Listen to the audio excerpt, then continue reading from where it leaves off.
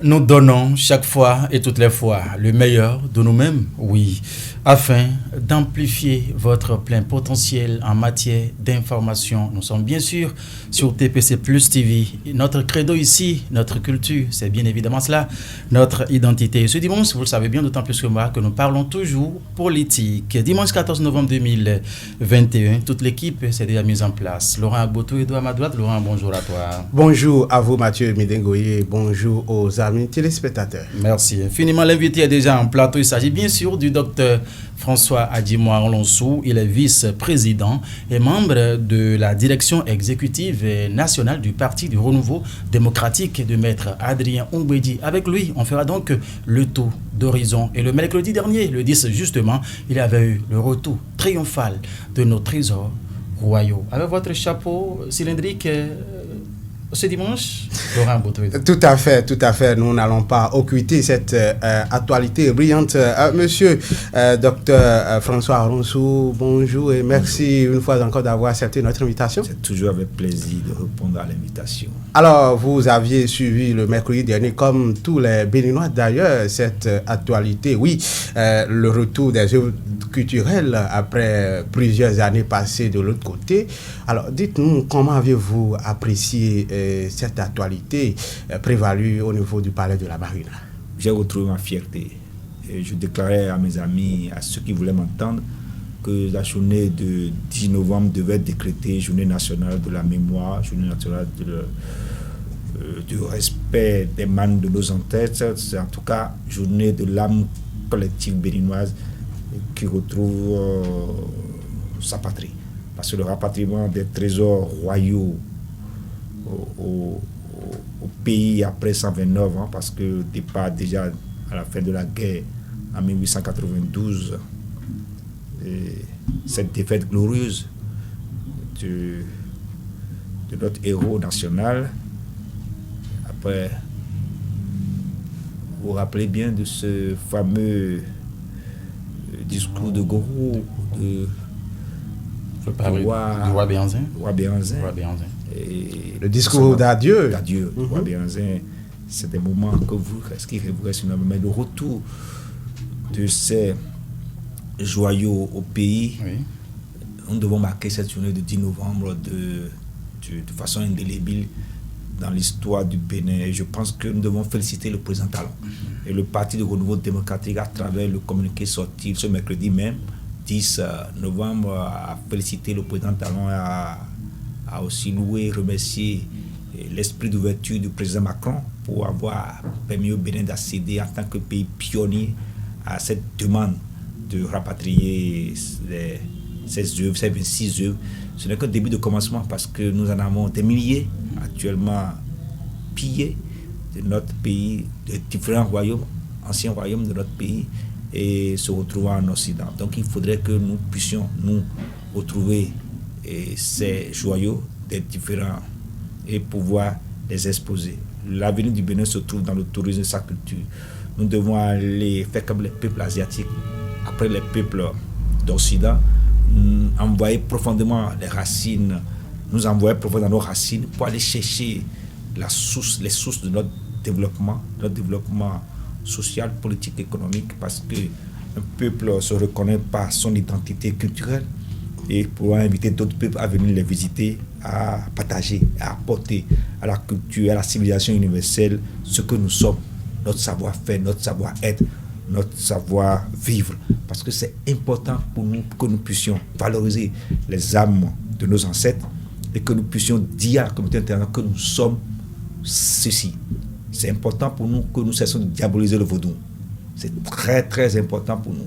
Les autres ont valorisé leur culture, nous devons valoriser la nôtre. Docteur François Onlonsou, vous avez dit à l'instant que c'est un début. Est-ce que c'est-à-dire qu'il y en aura également qui vont... Absolument. Et on sait que le président Macron a lancé une ouverture législative en mettant sur pied des différentes communautés paritaires pour permettre au peuple français d'accéder, surtout à l'Assemblée nationale française, d'accéder à la demande des différents pays comme le Bénin, qui en demande davantage, parce que le président Talon a insisté, par exemple, sur le grand dieu Gou. Et vous savez très bien dans la mythologie béninoise, la mythologie vaudou, l'importance du dieu Gou, en milieu, quand on dit enfant, et au Gou, quand on dit en Gou, et ça permet même d'ouvrir beaucoup de chantiers, ça ouvre la voie au développement. Et vous savez aussi très bien que l'importance de l'art divinatoire, le Fa, dans notre cosmogonie de culte et de culture, et c'est important que ce qui appartenait à Guédégbé, le grand devin des différents rois, surtout du roi Béhanzin à Gbomé, à cette époque-là, où si vous avez suivi la pièce de théâtre Tofa de Tolakokui, dans Kondo le requin, vous devez repartir complètement déchiqueté, parce que vous allez retrouver la fierté de cet art divinatoire de Guédégbé qui avait prédit des choses et qui avait demandé au roi Béhanzin, de bien vouloir suivre ce que le Fa annonçait pour son règne. Et je pense que je vous conseille de suivre ou bien d'aller lire Kondo le requin pour retrouver votre fierté. Je dois dire, j'insiste encore, que ce 10 novembre, est une journée qu'il faut marquer dans rentrer dans notre histoire. Dans l'histoire de notre pays. Ça a beaucoup d'impact touristique, économique, social. Vous voyez, c'est un nouveau départ pour le Bénin. Le Bénin, cet élément entre dans le cadre du hautement social annoncé par le chef de l'État dans son discours d'investiture en mai passé à Porto Novo. Justement, toujours rapidement sur cette actualité, Dr Aronsou, pendant la cérémonie de réception de ces objets, le président de la République a décliné la suite des événements. Les objets d'art vont rester pendant près de 2 mois au niveau du palais de la Marina. Lieu emblématique de notre pays. Oui, après ces périodes, ce sera ouvert maintenant au public, à tous les Béninois de venir regarder, et avant de les convoyer vers le palais au niveau de Ouida. Le circuit pour vous, est-ce que ça retrace bien le circuit que cela devrait être dans en tout cas, ça rappelle ce qui s'est passé. C'était parti d'Abomey pour Ouida, et ça a pris le bateau peut-être pour la France. De Cotonou pour la France. Je ne suis pas sûr que ça a pris pas Cotonou avant d'aller en France. Mais c'est fort possible que ça a pris bateau à Ouida certainement pour la France. Donc aujourd'hui, c'est revenu par Cotonou, qui était le premier site prêté, loué à la France, comme comptoir commercial. Et c'est revenu par l'aéroport, par les moyens modernes d'aujourd'hui, par l'avion. Cargo affrété par le Bénin, et qui est rentré à Cotonou et qui séjourne d'abord à Cotonou, qui a été lieu de rencontre du peuple français, du peuple béninois. Donc, le lieu le plus emblématique d'accueil, d'acclimatation de ces objets, de nos reliques. De ces œuvres, ok, d'accord. De nos reliques. Parce que ça porte des éléments spirituels, ça porte des émanations spirituelles.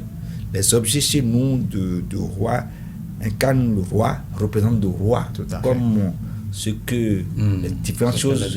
Voilà.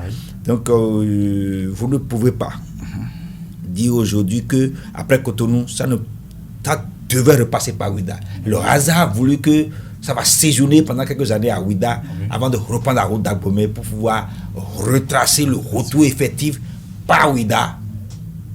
Le musée qui est en rénovation, en restauration, avant de repartir dans le palais restauré comme lieu de retour, de séjour définitif de ces œuvres emblématiques de référence ayant servi à nos grands rois, le roi Kizou, le roi Béhanzin, et le reste va suivre, parce que le reste, c'est des centaines, c'est des milliers attendus encore pour le royaume de Dahomey pour les autres royaumes qui ont été pillés après, pendant la colonisation.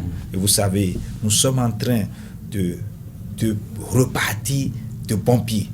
Parce qu'on doit repartir avec ce pied-là, ce pied culturel, qui sera accompagné par le tourisme, qui va rapporter énormément d'argent. C'est la bonne filière de retour de ce qui devait nous revenir. Et j'invite la jeunesse à s'investir dans cette connaissance pour aller voir et s'imprégner, s'inspirer à partir de là, à retrouver leurs racines, la profondeur de leurs racines, pour repartir plus haut, plus fort et plus grand. Et j'insiste sur tous ces éléments-là parce que nous devons comprendre que le chef de l'État a une vision claire. Cette vision claire permet à ce peuple de faire comme les peuples asiatiques, c'est-à-dire s'incruster profondément dans leur culture pour pouvoir asseoir le développement personnel, le développement collectif, le développement de la nation. Ainsi, nous devenons des patriotes parce qu'on a foi en notre patrie, on devient des enfants d'une seule nation pour laquelle on est prêt à se sacrifier. Merci pour tous ces détails que vous avez donnés. C'était donc toute une fête au Palais de la Marina le mercredi dernier à Cotonou. L'actualité, Dr Arlon Soa avec vous, c'est bien évidemment l'université de vacances organisée par le Parti du Renouveau démocratique le 30 octobre dernier. C'était par visioconférence, si c'est passé et tout. Ouais. Quelles sont les grandes résolutions qui sont issues et dont on peut avoir rapidement le résumé avec vous, Dr François Arlon Soa? Merci beaucoup. Souvent, on confond notre université de vacances à une séance statutaire, une séance de résolution où on doit prendre des décisions. C'est une mauvaise compréhension. L'université des vacances pour le PRD depuis 2006, c'est une rentrée politique. C'est une école de formation, d'information et de communication. C'est un moment d'appeler tous nos responsables de haut niveau, comme au niveau des sessions à différents niveaux, à suivre une formation sur un thème bien déterminé. Et après cette formation, on passe sur le terrain pour aller restituer ce qu'on a eu comme formation aux autres membres qui n'ont pas participé. Ça fait partie de notre animation politique, ça fait partie de repartir pour une nouvelle saison, parce qu'on le fait souvent en septembre, à la veille de la rentrée scolaire, pour permettre à nous tous de faire notre rentrée politique. Donc, les instants de décision, c'est le Conseil national, et le congrès ordinaire comme extraordinaire, et préparé par le bureau politique et la direction exécutive nationale, qui sont des instants d'exécution et de conception de ce qui doit être fait en Conseil national comme en congrès ordinaire ou extraordinaire. Donc, que les gens laissent de côté, mais nous prenons des recommandations à la fin. Voilà. Cette recommandation a été celle-ci à 3 niveaux, c'est-à-dire montrer au chef de l'État que nous, militants et responsables PRD, nous sommes appropriés du volet social de son quinquennat 21-26 et que nous l'encourageons, que nous le félicitons, que nous le remercions pour avoir pris en compte cette aspiration du peuple béninois qui a insisté après le premier quinquennat que le deuxième quinquennat soit celui du social à fond. Le chef d'État a accepté, a conçu son projet de président de société pour 21-26 basé sur le social, hautement social. Et il va vous présenter la quintessence de ce programme d'action du gouvernement en janvier. Et ça, le PRD, à partir de ce que nous avons fait pendant la campagne électorale présidentielle, nous nous sommes dit voilà les éléments et on a demandé à 2 communicateurs indiqués que le chef d'État a voulu mettre à notre disposition, le secrétaire général adjoint du gouvernement, porte-parole du gouvernement, Wilfried Humbedi, et le ministre Dr Véronique Toyin-Fodé, qui est ministre des Affaires sociales et de la microfinance, qui sont venus nous exposer les sujets clés.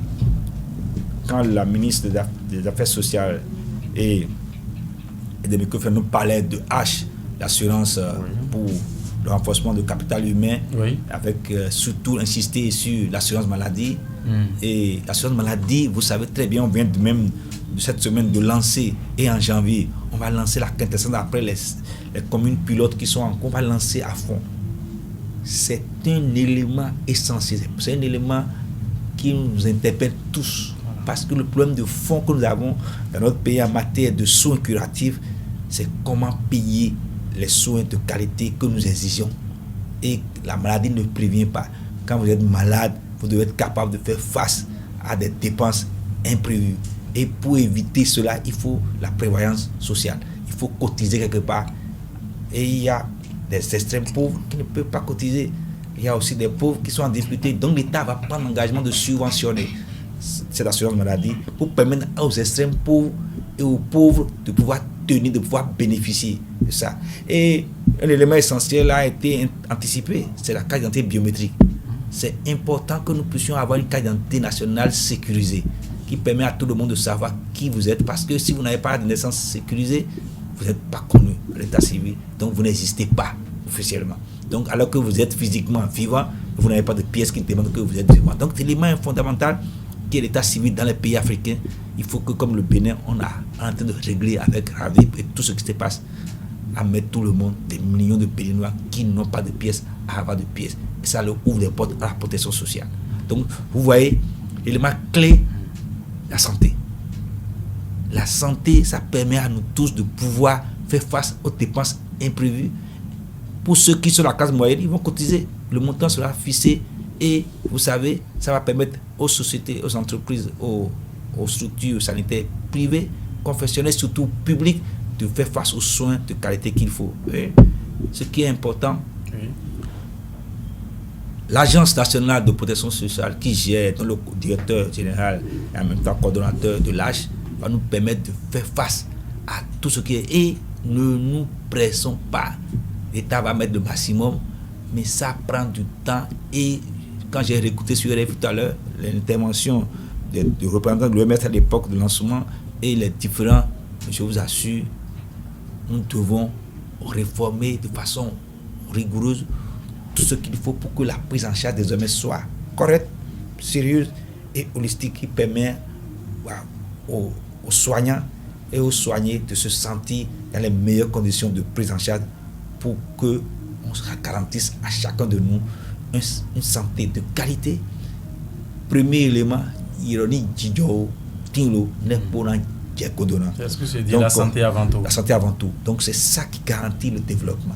Et si on assoit ça, je vous assure, le reste va suivre. C'est-à-dire, on a la tête tranquille pour aller à l'éducation, à la bonne formation, à permettre à tout le monde d'avoir la formation, une jeunesse formée, une jeunesse de qualité. C'est ça aussi, je prends l'exemple sur les peuples asiatiques qui ont pris, après la santé, qui sont basés sur l'éducation.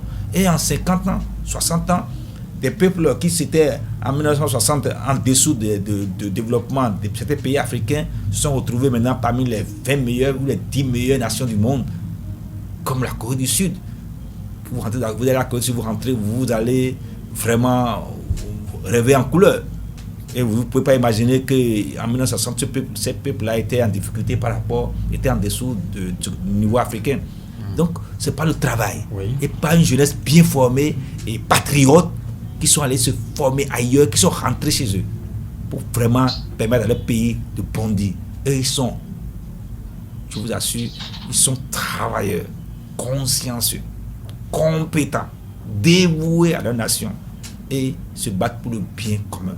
Relisez simplement l'article 35 de notre Constitution, vous allez rendre compte que ce sont des éléments clés qui permettent le développement à partir de la conscience individuelle et la conscience collective. Donc en dehors de la santé, de la protection sociale de Népal, l'élément aussi important quand on va parler de l'eau potable. Voilà. Un pays dont tous les habitants n'arrivent pas à consommer l'eau potable, on est difficilement arrivé à 70%.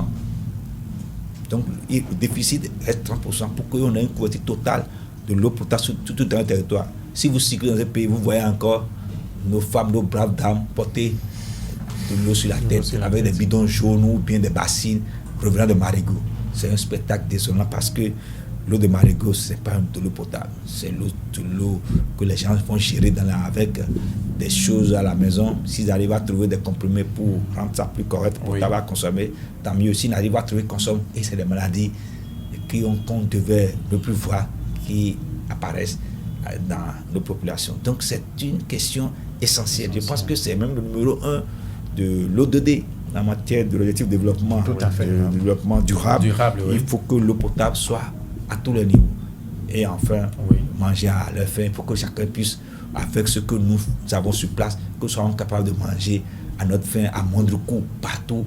Et avant d'exporter les produits vivriers, il faut que nous en consommons nous-mêmes et c'est le surplus qu'on peut exporter. Sinon, vous allez avoir des commerçants qui sont plus intelligents que vous, qui vont vendre non seulement le surplus, mais ce que vous-même vous allez manger et vous allez retrouver en difficulté pour consommer sur place. Donc, vous voyez, ces éléments-là, de façon résumée, ces éléments-là ont été vraiment communiqués par le ministre Tony Fodé, le porte-parole, qui a beaucoup insisté en plus sur l'énergie, l'énergie énergétique. Vous savez que dans le passé, il y a 5 ans, on était en difficulté. Aujourd'hui, on est en train de mettre fin à cette difficulté-là et de plus en plus, l'énergie étant essentielle au développement, il est question que nous arrivons à définitivement rendre rare ou rarissime le délestage. Ça, c'est un défi quotidien du ministère de l'Énergie et ça, c'est un volet essentiel en matière pour les sociétés de talent 21. Voilà. Merci à vous, Dr Alonso. Avant de laisser le collègue Laurent continuer avec vous,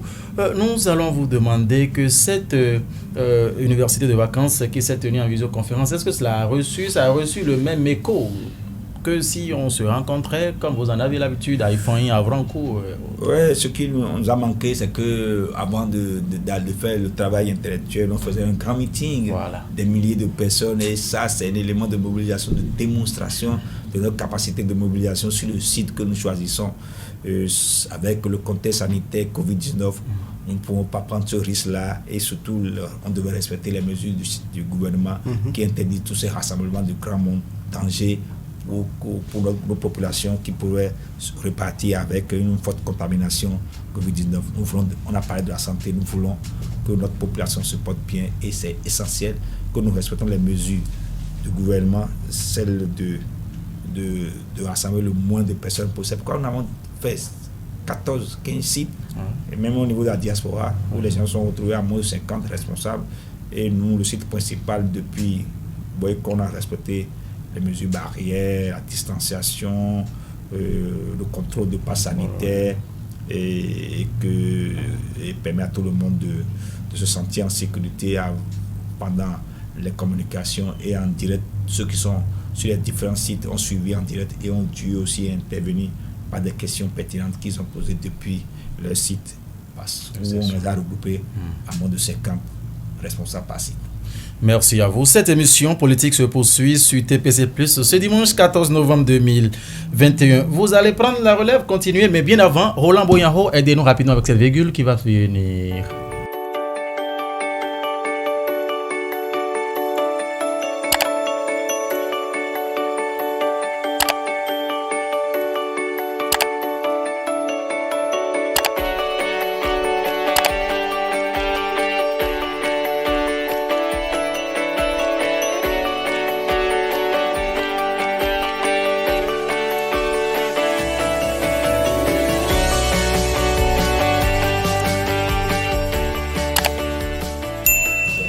Retour en studio avec vous, Laurent Botoedo. Tout à fait, Mathieu Midegoyi. Oui, Dr Aron, sous l'autre résolution sur laquelle le peuple béninois attendait peut-être le PRD, c'est peut-être le point de chute pour les législatives de 2023, comme le parti Union démocratique pour un Bénin nouveau, l'UDBN qui s'est finalement affilié au bloc républicain. On attendait le PRD peut-être choisi l'un des blocs Union progressiste au bloc républicain, mais rien de tout ça on n'a pas eu. Mais où comptez-vous y aller concrètement parlant du PRD? Au début, j'avais commencé par dire tout de suite que l'université de vacances, c'est pas une instance de décision, c'est une école de formation. Donc c'est pas à ce niveau-là qu'on peut prendre une si grande décision, celle de faire ci ou de faire ça, pour faire comme. Non, nous on ne devait pas faire comme. Nous sommes à la fondation du bloc républicain. J'étais parmi les deux désignés responsables pour la concession et la naissance du bloc républicain. Donc, les statuts actuels du bloc républicain, c'est plus de 60% les tests du PRD. Tests, règlements et statuts du parti, que nous avons mis en fusion avec les tests et règlements, statuts et règlements d'autres partis, 2 ou 3 autres partis pour faire l'ossature de l'actuel bloc républicain. Donc, sur Saint-Cis, l'école de formation de l'université, ce n'est pas le moment de décision. Donc la réflexion est toujours en cours. Filez-nous l'information, Dr. Aronsou. L'information, ce n'est pas moi qui vais le filer. Vous êtes le vice-président de cette formation politique. C'est une décision qui se prend au niveau de l'instance de décision, au bureau politique, congrès, tout ça, là, conseil national. C'est ça qui c'est à ce moment-là, cette instance-là qu'on arrive à prendre des décisions de ce niveau-là. Donc, et je dois vous dire, si vous comme vous êtes les hommes des médias, vous cherchez la primeur de l'information. Voilà. Nous, ce débat qu'un journal a lancé à la veille de l'université vacances, c'était pas inscrit à notre agenda, non, ce n'est pas dans notre ordre du jour. Donc on laisse libre cours aux spéculations, aux rumeurs de la presse qui est un pouvoir. Donc, nous, vous savez, dans certains bureaux, à un moment donné, vous prêchez pour avoir ce que vous voulez. Mais nous, on est serein, on est tranquille, on est dans notre Dr. Aronsou. Ce qui est important pour nous, on prépare notre remontada 2023. La remontada, vous savez très bien que c'est après le grand match autour, Barcelone-Paris Saint-Germain, et ça a permis à Barcelone de l'emporter, d'écraser Paris Saint-Germain, de remonter les 4 buts à l'époque. Beaucoup d'eau sur les ponts. Nous, on est préoccupés par notre organisation, notre remobilisation pour aller aux élections législatives et revenir à l'Assemblée nationale. Justement parlant de ces législatives de 2023, pardon, et 2019, vous n'aviez pas participé à cette élection. Les communales également, vous n'aviez pas obtenu le seuil sur le plan national. Alors, comment comptez-vous ratisser l'âge pour faire cette remontada tant attendue, tant chantée en 2023? C'est pour ça que nous animons la vie politique et nous continuons de prouver notre présence sur le terrain politique. C'est ça un parti politique. Un parti politique anime la vie politique et permet à ses militants d'être prêts à la reconquête du pouvoir législatif, qui est le premier défi que nous devons relever en 2023. Donc rassurez-vous, est-ce que vous ressentez toujours le PRD? Si vous ressentez le PRD, malgré nos déboires, nos difficultés qui font partie du parcours de tout parti politique, de toute vie, tout court, nous nous apprêtons, nous sommes en train de nous aguerrir pour faire face à ce défi des élections législatives prochaines, pour pouvoir, après avoir connu 0 député, 0 maire, repartir pour connaître des députés, des maires et redonner notre blason peut-être meilleur que ce que nous avons connu au moment de la grande épopée de notre record de 95 où nous avons eu 19 députés. Voilà, et pour y aller, vous aviez besoin des militants et absolument. Le constat sur le terrain est que le PRD a perdu beaucoup de plumes, Dr. Aronsou. Les plumes, quand on les perd, on les repousse. Donc, ça n'est pas de la vie, on est en train de renouveler nos plumes. Donc, vous avez l'impression que 2023 et le PRD, cette remontada sera effective? On se prépare ardemment et sérieusement pour pouvoir remonter plus fort, plus grand et plus solide. C'est justement pour cela, Laurent vous demandait à l'instant, qu'est-ce qui trame, quelles sont les discussions qui sont en train les stratégies en politique, ça ne s'annonce pas. Afin de rassurer les militants. Ça ne se dit pas d'avance, les militants sont rassurés. Nous sommes avec eux tout le temps et ils savent très bien ce qu'il faut faire, ce qu'ils attendent comme instruction en son temps pour pouvoir ratisser l'âge. Vous savez très bien que le PRD désormais, chose attendue depuis, est désormais au gouvernement. Tout à fait, on en parlera tout à l'heure. C'est déjà un point positif. On n'était pas au gouvernement pendant le premier quinquennat. Donc, au cours de ce deuxième quinquennat, nous sommes au gouvernement. Peut-être qu'on aura mieux d'ici à là, on ne sait jamais. Et on attend aussi ça de plus en plus. Et ça va donner plus de... Ça va requinquer les militants à croire à l'avenir, à Dieu du PRD. Et en plus de ça, nous allons... C'est pas forcément le poste de ministre qui permet de se faire valoriser. Il y a différents postes politiques, fonctions politiques que le PRD, les membres du PRD, les responsables PRD pourront occuper pour permettre de rendre visible l'accompagnement sérieux et la participation solide du PRD à l'action gouvernementale. Voilà, depuis fort longtemps, le PRD a été annoncé décapité, comme vous le disiez tantôt. On a même annoncé, oui, tout à fait, votre décès. Mais chose curieuse, dès le début de son mandat, le président de la République l'a dit, désormais le PRD c'est ma chose. Absolument. Oui, la participation du PRD au gouvernement, on en parle tout de suite. Raphaël Corteillon a été nommé au niveau de la décentralisation. On a également le secrétaire général qui a été nommé, quelques cadres. Qu'est-ce qui fait la fierté, j'allais dire le secret? Quel est le secret du PRD, Dr Aronsou? C'est notre fidélité, notre loyauté au président Talon. Et nous avons prouvé. Nous avons eu, les gens ont tout fait d'oublier que nous avons géré la préfecture de l'Ouémé. Le PRD avait son responsable préfet de l'Ouémé. Le PRD a toujours un responsable directeur départemental de la santé.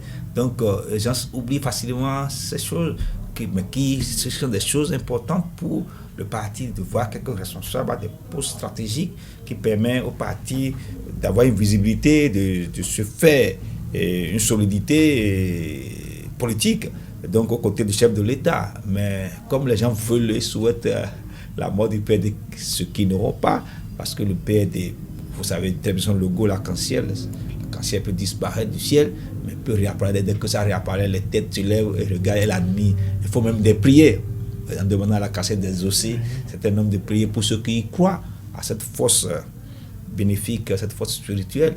Et je vous assure que nous sommes sereins quant à notre avenir, parce que si vous ne connaissez pas les épreuves, mais des fois difficiles, si vous ne connaissez pas les creux de vague, vous ne pouvez pas rebondir et aller plus haut. Et vous voyez notre slogan qui dit plus haut, plus fort et plus grand, c'est largement significatif, même si la vie politique et collective peut connaître des hauts et des bas. On accepte, on reconnaît que nous sommes au creux des vagues, mais nous allons progressivement remonter et aller au sommet que nous souhaitons tant pour la vie du parti. Et tous les militants que vous dites qui sont dispersés, qui sont découragés, vous allez les voir de retour, parce que le PRD, c'est une question qui se retrouve. Les gens vont vous dire que le PRD, c'est leur religion, c'est leur foi, c'est dans leur sang. Les gens disent même que le PRD, c'est leur divinité, c'est leur idole, les gens le disent. Ils vont vous le dire. Et même ceux qui sont dans d'autres partis aujourd'hui, vous voyez, ils sont partis parce que ils ne veulent pas trop entendre. Vous allez les voir, quand ils vont voir le retour du rayonnement du parti, ils vont naturellement se repositionner, parce que parti renouvelé, c'est leur chose. Parlant de ce repositionnement dont vous parlez, et quel sera l'accueil que vous allez... Les bras sont ouverts. Les responsables du PD, les militants ont les bras ouverts. On ne chasse personne, parce qu'ils vont vous dire clairement que c'est leur chose. Ils ont été formés, ils ont fait l'école PD. C'est la propriété de personne, que ça appartient à nous tous. Donc c'est leur patrimoine. Donc à partir de ce moment-là, vous ne pouvez rien contre quelqu'un qui retourne à la maison, qui se bat pour le développement de la maison et qui vous prouve qu'il est de retour et que c'est sa chose, il a fait école missionnaire, c'est tout, et qu'il est revenu à la maison. Depuis que vos ambassadeurs siègent désormais, prennent part aux actions du gouvernement, quelle analyse faites-vous de leurs actions? Est-ce que la cohésion du groupe est-ce que vous sentez l'absence de cohésion de nos participants? Au contraire, ils sont dedans à fond, ils sont facilement... Un ministre comme Akoté, c'est quelqu'un qui connaît les activités du gouvernement, a été plusieurs fois président de la commission des finances et de l'économie de l'Assemblée nationale. Il avait un bureau au ministère des finances et de l'économie où il participait aux grandes décisions budgétaires, économiques et financières de ce pays depuis très longtemps. Donc il connaît les rouages en matière de finances et d'économie et de budget dans ce pays. Donc une fois au gouvernement, il est très à l'aise, il n'est pas, c'est un truc comme la maison. Donc, on n'a pas positionné quelqu'un, un homme comme Louis Sokali par hasard. Donc, c'est quelqu'un qui est très à l'aise et qui maîtrise. Et en plus, la décentralisation avec aujourd'hui la transformation de Conafil en un comité d'investissement, un projet d'investissement. Il est très à l'aise dans ce domaine et vous savez, les financements et la mobilisation des ressources au niveau décentralisé, c'est essentiel. Surtout la bonne gestion de nos communes, c'est un élément essentiel en matière de décentralisation. Et les réformes, comment tout de suite, dès son arrivée, c'est la preuve que à son arrivée, correspond tout de suite des réformes de fond au niveau de la décentralisation, où tout est reparti comme nouveau départ au niveau des communes dès janvier 2022. Vous allez vous rendre compte que les réformes de fond vont s'opérer au niveau des communes, au niveau des préfectures, pour le développement à la base, beaucoup plus d'envergure. Alors, à quand la nomination du docteur François Aronsou? Vous savez, pour la nomination de quelqu'un, ça ne dépend pas de la personne elle-même, ça dépend des instances du parti, ça dépend de vos compétences, et des propositions, et aussi de la conformité, compétences et profil poste. Et tout ça là, ça vous tombe dessus un beau matin, une grande nuit, vous êtes sollicité, vous êtes appelé à servir votre pays pour apporter votre contribution. Ça peut arriver à moi, à d'autres personnes dans le parti. Essentiel, c'est que le PRD, ses responsables, puissent être à fond des travailleurs pour le développement du Bénin partout où ils se retrouvent. Je suis un fonctionnaire public et je suis à un poste de responsabilité actuellement en tant que directeur technique au niveau du système transfusionnel béninois depuis plus de 15 ans, 20 ans, où je suis dedans et je me bats pour le système transfusionnel béninois qui a subi plusieurs réformes, qui est encore en pleine réforme pour permettre à ce pays d'avoir la disponibilité du sang de qualité sur toute l'étendue du territoire, pour permettre à tout malade, à tous nos enfants et nos femmes qui sont les plus vulnérables, qui ont besoin de sang, que le sang soit disponible et de qualité partout, en quantité et à temps réel, parce que ça peut être disponible et très loin, ça peut être disponible et ne pas être à temps réel et 2 heures de temps, quelques ruptures. Donc tout cela, nous devons les maîtriser pour permettre à nos populations de ne pas souffrir de pénurie de sang. Voilà, merci à vous, Dr Aronsou, pour les détails que vous ne cessez de donner chaque fois quand nous vous adressons nos interrogations. On parlait de la nomination tout à l'heure. Laurent a poussé sa curiosité pour savoir à quand la nomination du Dr Aronsou. Si on remonte un tout petit peu, un passé vraiment récent, la nomination de Raphaël Akotayon au poste de ministre de la décentralisation, c'est tout comme si cela a failli créer un peu de frustration, puisqu'on était très loin peut-être de savoir que c'est lui qui serait nommé. Vous êtes dans le secret des dieux. Parlez-nous, c'est pourquoi d'ailleurs vous êtes là.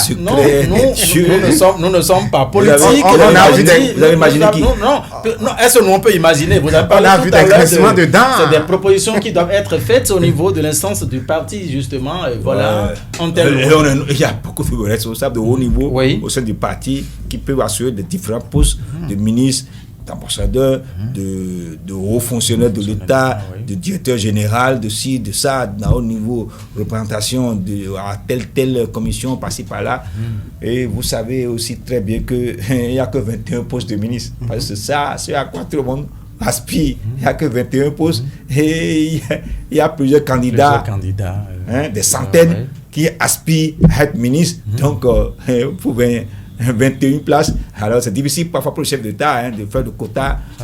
Si on a déjà un, on peut avoir 2, demain 3, 4 fois plus. Donc c'est une question de chance et à un moment donné de confiance aussi, surtout parce qu'il faut qu'on vous fasse confiance, même si vous êtes compétent, il faut qu'on vous fasse confiance et qu'on puisse dire il peut être utile à tel poste pour nous, pour le développement du pays. Et vous y allez, vous êtes alors en ce moment en mission pour la nation. Et vous devez vous battre pour apporter votre contribution à la hauteur de la confiance qui est placée en vous. C'est ça qui est essentiel. Si ce n'est pas vous, c'est un autre, vous apportez d'une manière ou d'une autre votre contribution pour la réussite de celui qui est proposé pour tous, pour que vous représentez et vous l'accompagnez à fond. C'est pour ça que nous accompagnons le ministre Akotayon Raphaël à tous les niveaux pour la réussite, surtout nous les anciens élus communaux, maires, adjoints au maire, chefs d'arrondissement. Nos expériences sont à la portée du ministre Akotayon pour réussir son mandat. Et ceux qui ont été nommés autour de lui, DC, SG, conseillers techniques et autres, sont des citoyens, des responsables PRD à différents niveaux pour l'accompagner davantage. Et nous sommes toujours avec lui pour pouvoir lui permettre de réussir brillamment sa mission. Docteur Aronsou, merci à vous. Alors, Laurent, nous sommes déjà aux dernières minutes de cette émission. Tout à fait, docteur Aronsou. Nous sommes pratiquement à la fin de cette émission. Je vais arracher un mot pour vous et vous allez profiter, conclure. Et il y a quelques semaines, vous aviez fait une sortie médiatique grâce à nos confrères de l'OATB. Vous aviez parlé de ce que le sang pourrait devenir rare parce que les gens ne donnaient plus, les Béninois ne donnaient plus pour sauver la vie de certains Béninois. Est-ce que l'eau a déjà coulé sur le pont? Est-ce que désormais nous avions changé cette habitude? Ce problème est résolu, docteur? C'est un problème quotidien. Le don de sang, c'est une préoccupation nationale qui doit être vue de façon holistique. D'abord, le don est volontaire et bénévole. Oui. Et la transfusion, c'est au quotidien. Personne n'est à l'abri de la transfusion. Tout le monde est potentiel receveur. Mais nous, notre devoir est de sensibiliser tout le monde au don de sang, qui est un élément, c'est un service hautement social. Je veux dire don volontaire et bénévole. Don de sang volontaire et bénévole. Le bénévolat est à rude épreuve. Voilà. Parce que les autres ont réglé le problème d'assurance maladie, c'est-à-dire la prise en charge quand ils seront malades à leur niveau. C'est pourquoi le volontariat et le bénévolat a de succès. Chez nous, avec l'âge, avec l'assurance maladie, nous allons régler le problème de prise en charge de tout le monde et donner le sang maintenant. Ça va plus être lié à une prise en charge éventuelle que si on tombe malade.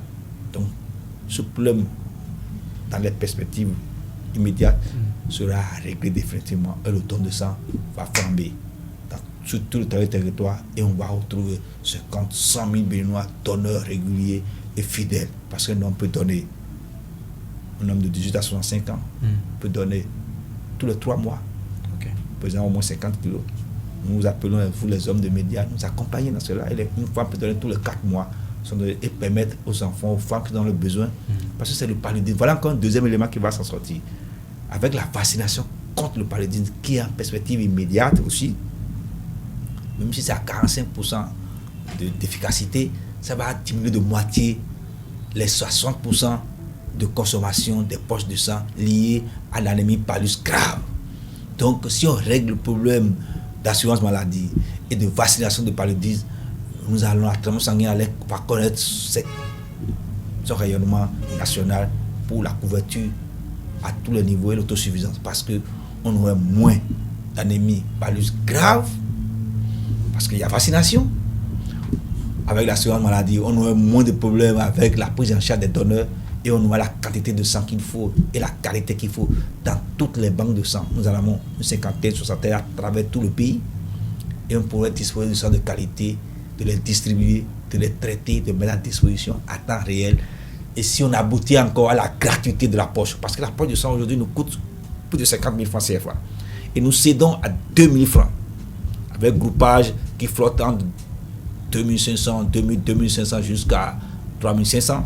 Donc vous voyez autour la moyenne de 5 000 francs à dépenser pour avoir droit à une poche.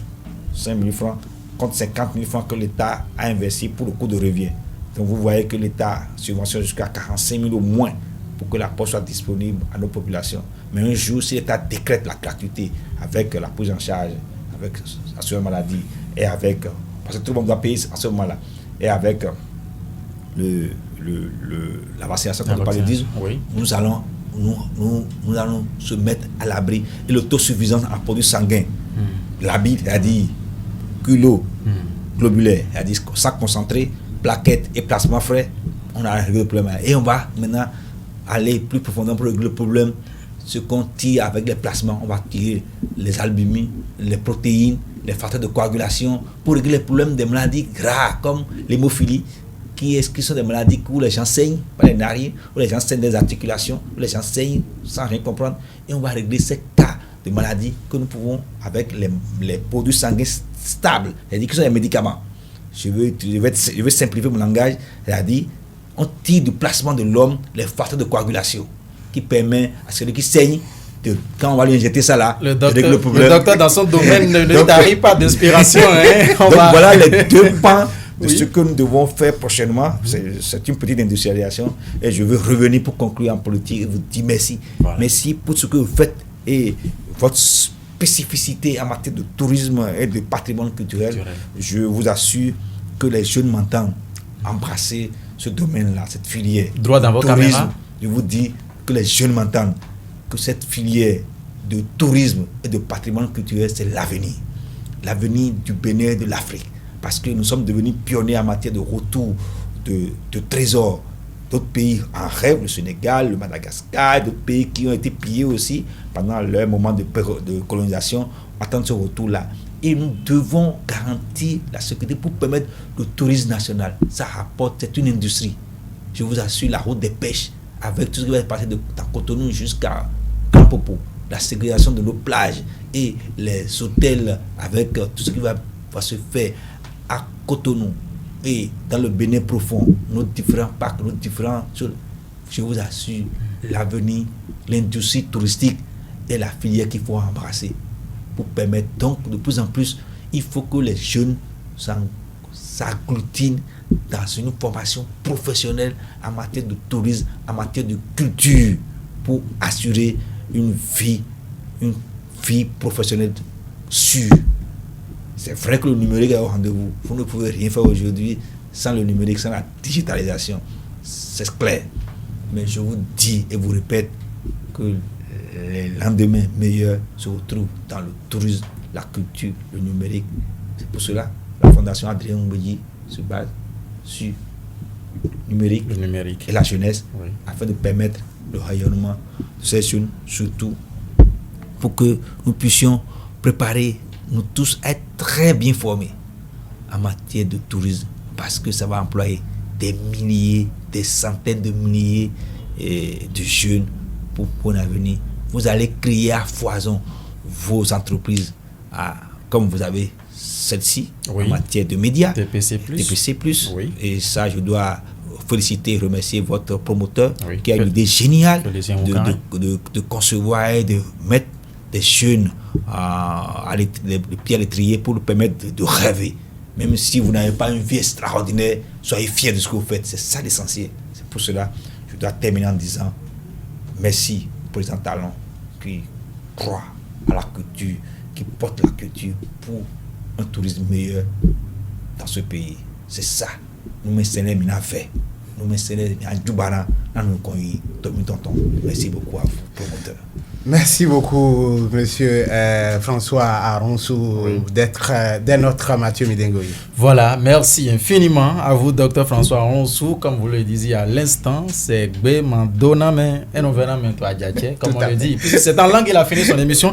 Mesdames et messieurs, vous avez donc compris à l'instant, docteur François Aronsou, vice-président et membre de la direction exécutive nationale du Parti du Renouveau démocratique. Avec lui, il a beau apprécier la détermination du président Patrice Talon, qui a milité pour le retour de ces trésors royaux, qui pendant longtemps ont séjourné dans l'Hexagone. Il est revenu sur l'université de vacances. Les grandes recommandations qui sont issues de cette rencontre aussi politique, vous en avez donc eu la quintessence, sans oublier les préparatifs. Quand un oiseau perd ses plumes, il en pousse d'autres, c'est ça il a dit. Le remontada véritable se prépare pour 2023. Merci de nous avoir suivis, mesdames et messieurs. Laurent n'a pas oublié de lui poser également le problème de don de sang qui se pose au Bénin avec Acuité. La réponse, c'était donc au cours de cette émission. Roland Boyanho, maintenant c'est fini. Merci à vous. Félicien Bono également derrière la caméra. À l'édition, aujourd'hui, c'était Noélie Boton. Merci à vous, Laurent. Merci, Midengoyi. Merci.